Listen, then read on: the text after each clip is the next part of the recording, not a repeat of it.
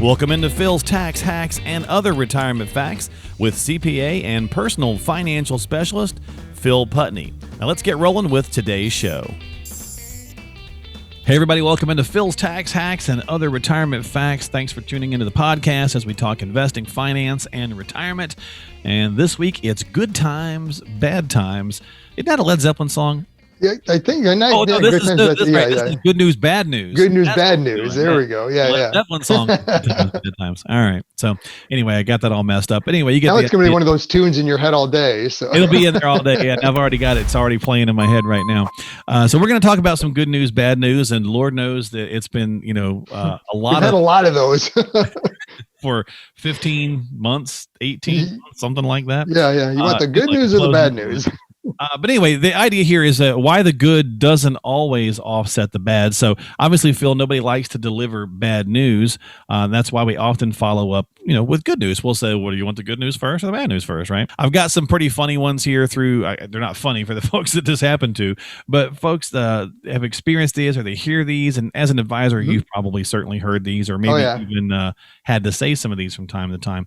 So, and really also, it's kind of a little bit of double speak too. So I think sometimes you have to kind of extract the real nugget of information from it, if you will. So the bad news is that you still have a lot of debt.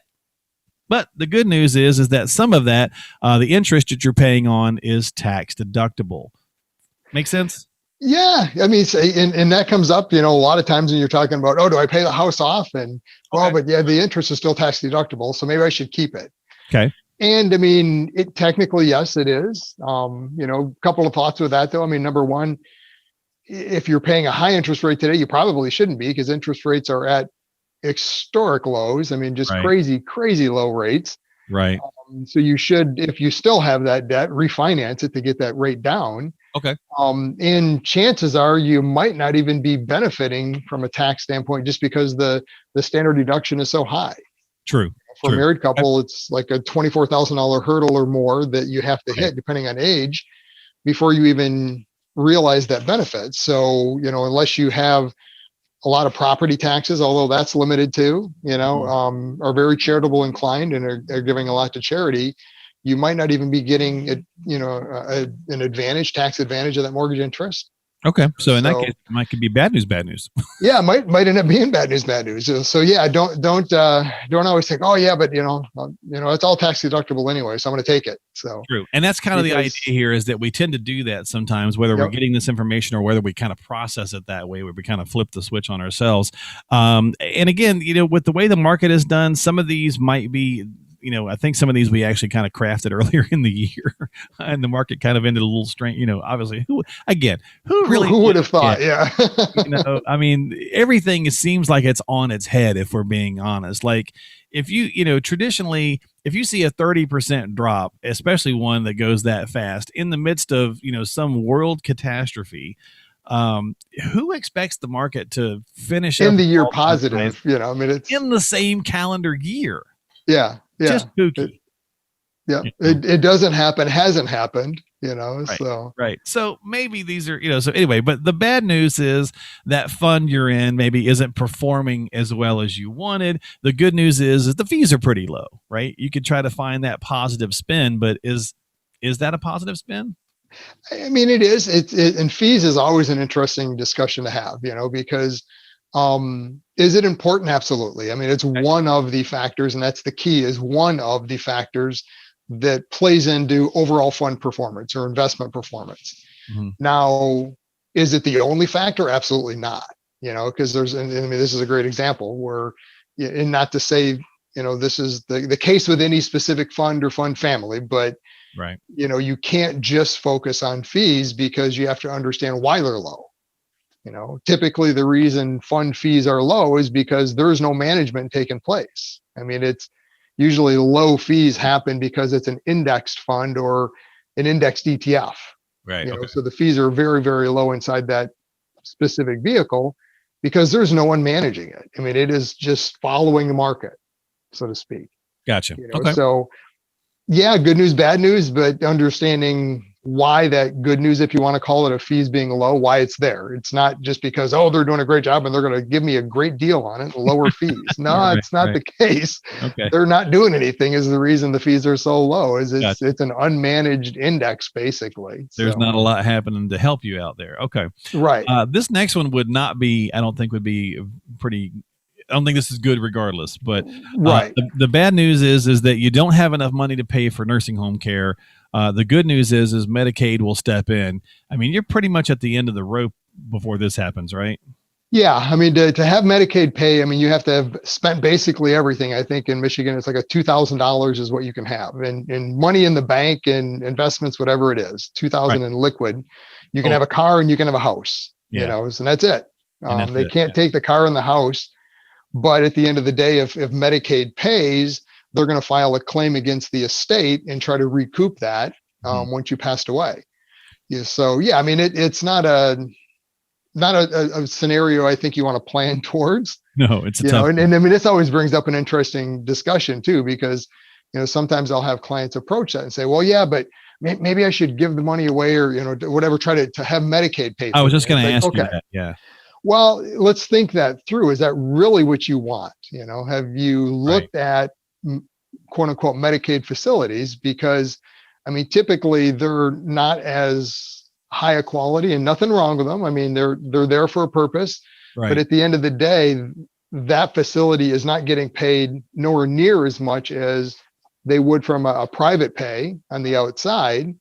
So it's just like we talked about with funds, right? I mean, the fee isn't there, so to speak. So the service is expectedly lower. People say, well, should we transfer the house so they can't take it? You hear those questions come up, Mhm. and I think sometimes that's what they're thinking is if they have no assets, that'll help them with, the long-term or the nursing home facility. And again, that's just not a strategy you want to try to. When it very well could, but again, it's make understand what you're wishing for. Right. Yeah. I just, If you're something you don't heading want to down help that them. path, you better start to really look at what that is. And Yeah. would you rather have the choice of, because when you get to that point, it's not like you have a choice. It is, I put my application into how many ever are there and I get whatever's there. It's Right. probably not going to Right. be the one I want necessarily. It's definitely it's a tough pickle, and in any of these really good news, bad news situations, Yep. they can be, and we walk ourselves into these a lot of times by procrastinating too. Right. We often kind of put ourselves there where we're kind of forced to deal with both the good and the bad side because we've waited too long to really maybe take more advantage of the good or the Mhm. potential for good because we've put ourselves in that situation. This next one, Phil, really is not going to be on us to put ourselves in this situation. It's really what our leaders are going to do, and that's around the conversation of Social Security. The bad news is technically it's running out of money. I mean, some would say it's and it's not going broke; it's been broke. Some would say whether that's the system is broke or the actual accounts are broke. Right. However you want to look at it, is the good news that who wants to be the person that ends it and causes that problem? So at some point, does a leader, politician, fix it? Yeah. And I mean, I've always referred to Social Security as that hot potato, so to speak, that no one Right. wants to touch it. Mhm. Whoever touches it's going to be blamed for everything. Right. So, but I mean, at some point they have to fix it, and again, this is one of truly understanding the facts of it, because there's a lot of media play on, oh, it's going broke, get the money before it's gone. Right. Well, to be clear, it's not going broke. It's what's running out as the trust fund, which is simply means that up until this point, they've been collecting more Social Security benefits than what they paid out. So they built a trust fund and they are spending that down. So Right. based on their projections, worst case, if they do that, they're still going to be able to pay roughly 70% of what your benefit is just from money being collected. Okay. Well, then what after the 75? Do they keep cutting it down? Does it keep getting lower? And there's Right. again, it's a hot potato. There's so many really kind of simple fixes, but it's just who's Absolutely. willing to do it. Yeah, and we talk a lot about this in our Social Security class to help address that, because that's one of my concerns is clients making decisions based on what they hear on the media, which nothing wrong with the media, but a lot of times they're presenting the sensationalized side of it. What's going to sell is, oh, Social Security is going broke. Right. Okay, well, let's really understand what they're saying. It's not going broke. The trust fund's running out, and this is what it means. Do you see So, that being the case? Do you see, well, there's a lot of conversation about changing age limits. I mean, I think to me absolutely. that seems like such a simple fix that they could make some minor age limit moves, and that would help a lot too. So, Well, it's going to have to be a combination of all of the above, right? I mean, yeah, I think one of the fixes you'll see is they might just uncap it and everyone pays Social Security on everything, all earnings. And that'll help. That'll go a long ways to bringing in more funding. right, right. They definitely need to adjust age. I mean, the challenge is the full retirement age today has been that way for a lot of years. Back in, Right. when they first started this, life expectancy was about what full retirement is, Right. And there was no early. There was no. and there was no early and late. I mean, it was you filed for full, Social Security at that age, and Yeah. the reality is a lot of people didn't even make it to that age. Right. Well, we're now living much longer, and Yeah. they have not adjusted that age. Right. They've moved it out a couple of years. I mean, it's 65 to 67 now is the longest full retirement. So think of it this way: the college graduate that just went out and got their first full-time job and is paying into the system technically can collect their full benefit at 67, and that's part of the math that goes into their formula to saying, oh, it's running out. Yeah. I got you. And that person's probably going to have a longer life expectancy than you or I. So, right. Yeah. So, I mean, there's a lot of things in the Social Security conversations, a lot with the good news, bad news. Again, sensationalism can be the case, but having a good strategy, I don't think it's going to be a real issue for most of our demographic. I think people 50 and up are probably still going to be fine. right. From any major changes. Who knows?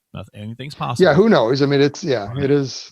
But it is the government that they're the 800-pound gorilla, so they can do what they want, basically, that's true. or what we let them do. So, well, I'm going to do one last one, and then we'll wrap it up. And again, back to what happened in 2020 with the markets.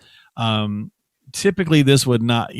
This is one of those standard things that you'll hear in the investing world. The bad news is you just lost a bunch of money. So we'll go with 40% because it was 30 something percent was back in February, March. Right. Yep. About 33. Yeah. The bad news is you lost 30 something percent. The good news is it'll come back eventually. We hear that all the time, and that's true. It most of the time does come back eventually. Our argument we get into is, what is your time horizon to wait for eventually? Correct. 2020 being the odd offlier that it came back in literally a calendar year. But if you think about a prolonged downturn, we haven't had a prolonged downturn since 08. Correct. Yeah. And that's, again, you got to have to put some perspective into it, that what we've just gone through is not natural, so to speak.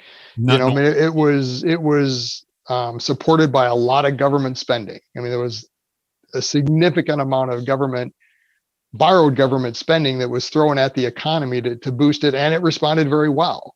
Right. Right. So what we saw, and part of it was truly an overreaction, because there was just a lot of unknowns. I mean, they were shutting economies down. People had no idea what was going to happen, and the market does not like uncertainty, and that's what we saw.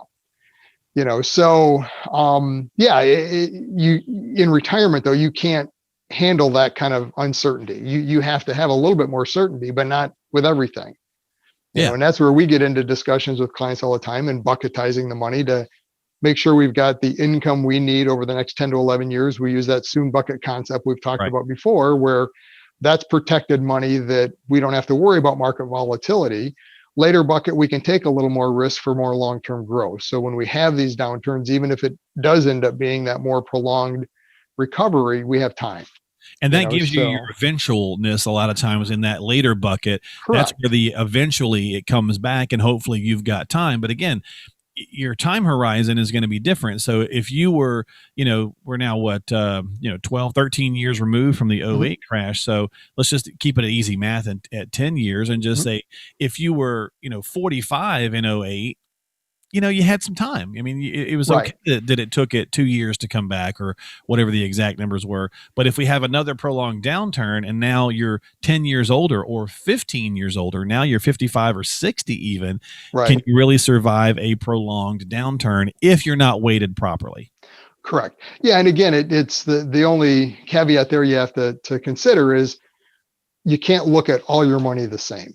And that's with this concept and risk. That's oftentimes what I see is that individuals will look at their risk and all their money the same way to say, oh, I'm Right. getting close to retirement. I should be more conservative. I have to be more conservative, which, yes, to some extent, with some of the money you do, because you're starting to become more at risk for a portion of it. Right. But yet the silent risk there that you don't see is that by taking it too conservative, you have a hopefully long horizon in retirement, 20, 30 years maybe. Right. That unfortunately the flip side of all this is the whole inflation concept that we've seen deflation. I mean, it's been low, for a lot of years now. We're kind of getting used to it, which that's not normal. Yeah. And with government spending and everything else that's happening, I mean, at some point we will see inflation kick in, and we have to make sure we've got a hedge against that. So, and as we talk about all the time, I mean, there's just it's a balancing act.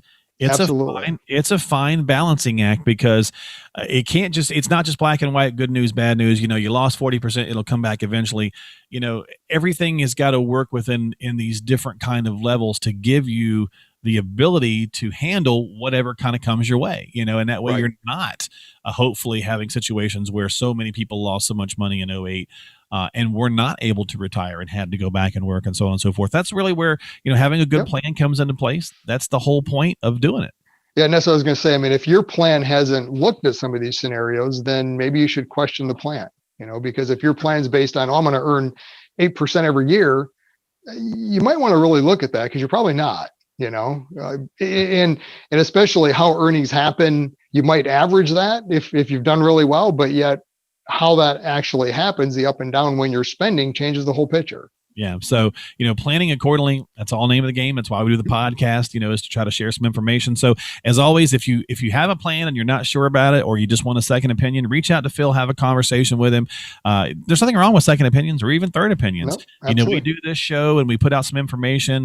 We do the podcast and it's in various different forms.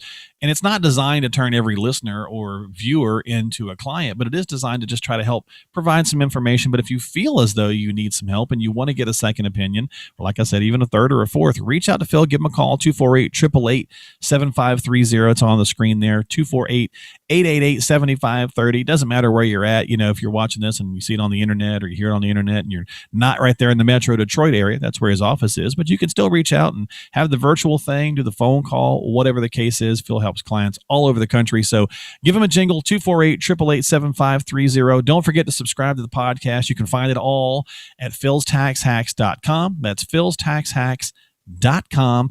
You can also find us on Apple, Google, Spotify, YouTube, so on and so forth. But again, it's all kind of in one location there at philstaxhacks.com. And my friend, I'm going to let you go. I appreciate your time as always. The good news is we are done for today. The bad news is you won't see me for another 2 weeks. We'll see you next time here on Phil's Tax Hacks and Other Retirement Facts with Phil Putney. Investment advisory services offered through AFS Wealth Management. The content of this program is provided for informational purposes only and is not a solicitation or recommendation of any investment strategy. Investments and/or investment strategies involve risk, including the possible loss of principal. There is no assurance that any investment strategy will achieve its objectives.